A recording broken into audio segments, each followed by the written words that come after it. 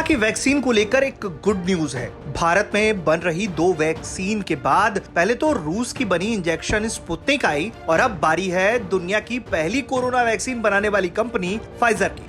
Pfizer की vaccine को लेकर खबर है कि जल्द ही इसे हरी झंडी भारत सरकार दिखा सकती है। अमेरिकी कंपनी फाइजर ने खुद बताया है कि वो वैक्सीन की मंजूरी के लिए भारत सरकार से लगातार बातचीत भी कर रही है। तो सबसे पहले आपको बताते हैं कि ये वैक्सीन काम कैसे करती है। इस वैक्सीन में लोगों के शरीर में mRNA डाला जाता है। ये वो जेनेटिक मटेरियल है जिससे शरीर की कोशिकाएं वायरस के प्रोटीन की पहचान कर लेती हैं और सक्रिय हो जाती हैं। ये शरीर को सिखाता है कि अगर वायरस का संक्रमण हो तो कैसे एंटीबॉडी बनानी है। बाद में वायरस के हमले पर शरीर की कोशिकाएं उसकी पहचान कर लेती हैं और इम्यून सिस्टम सक्रिय हो जाता है। इस पर कई शोध लगातार हुए जिनके नतीजे एक से हैं।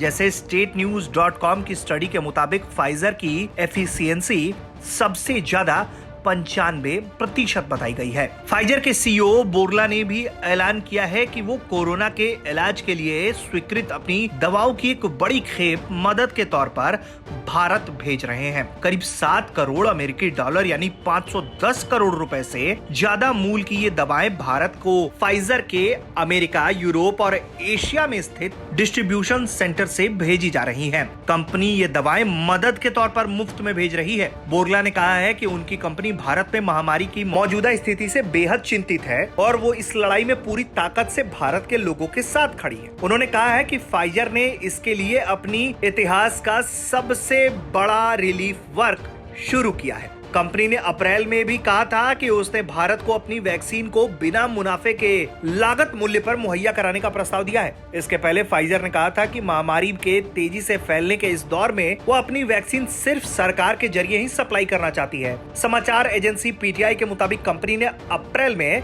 ईमेल पर दिए गए एक जवाब में कहा था कि फाइजर अपनी वैक्सीन को भारत सरकार के टीकाकरण कार्यक्रम के लिए उपलब्ध कराने के लिए पूरी तरीके से प्रतिबद्ध है। बस उसे अब इंतजार है तो मंजूरी का। ब्यूरो रिपोर्ट, भारत तक।